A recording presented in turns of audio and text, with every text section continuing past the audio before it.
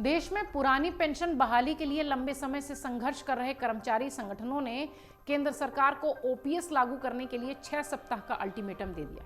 अगर इस अवधि में पुरानी पेंशन बहाल नहीं होती है तो देश भर में अनिश्चितकालीन हड़ताल शुरू हो जाएगी। इस स्थिति में रेल संचालन और रक्षा क्षेत्र के उद्योगों सहित तमाम सरकारी विभागों के कामकाज बंद होंगे, क्योंकि नई दिल्ली में हुई national joint council of action यानी एनजेसीए की पदाधिकारियों की बैठक में यह फैसला हुआ है।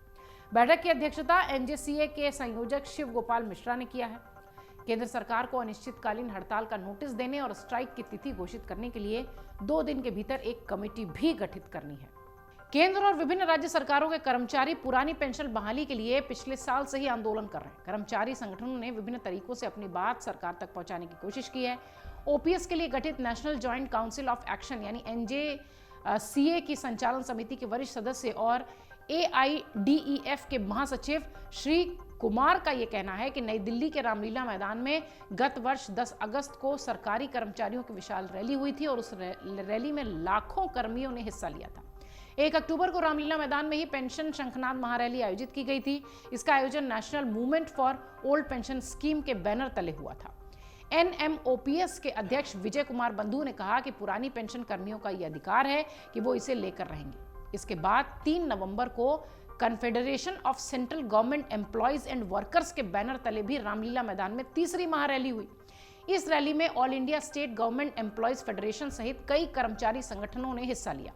National mission for old pension scheme Bharat के बैनर तले 10 दिसंबर को all India NPS employees federation द्वारा जंतर मंतर पर भी रैली हुई।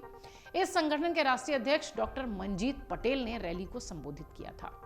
अब एआईडीईएफ के महासचिव श्री कुमार कहते हैं कि लोकसभा चुनाव से पहले पुरानी पेंशन लागू नहीं होती तो बीजेपी को उसका खामियाजा भुगतना पड़ेगा।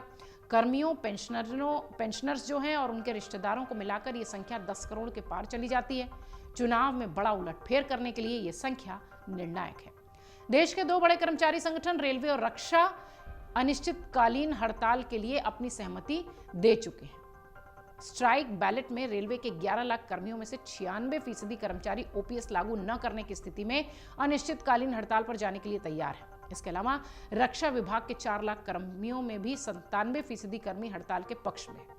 20 और 21 नवंबर को 400 डिफेंस यूनिट, 7,349 रेलवे स्टेशन, मंडल और जोनल दफ्तर, 42 रेलवे वर्कशॉप और 7 रेलवे प्रोडक्शन यूनिटों के स्ट्राइक बैलेट के तहत वोट डाले गए थे और विभिन्न केंद्रीय कर्मचारी संगठन और राज्यों के एसोसिएशन भी ओपीएस के मुद्दे पर एक साथ नजर आते दिखाई पड़ते हैं। इधर केंद्रीय कर्मचारी संगठन ने 8 जनवरी से 11 जनवरी तक रिले हंगर स्ट्राइक भी की थी। इसका मकसद सरकार को चेताना था। National joint council of action के संयोजक शिव गोपाल मिश्रा ने रिले हंगर स्ट्राइक के अंतिम दिन सरकार को चेतावनी दे दी थी और अब एक बार फिर से ये बड़ी चेतावनी दी जा रही है कि अगर लोकसभा चुनाव से पहले ओपीएस लागू नहीं हुआ तो सरकार को इसका खामियाजा भुगतना पड़ सकता है। अगर आप ये वीडियो YouTube पर देख रहे हैं तो हमारे चैनल को सब्सक्राइब करें और बेल आइकन को दबाना ना भूलें। अगर आप Facebook पर ये वीडियो देख रहे हैं तो हमारे पेज को लाइक करें।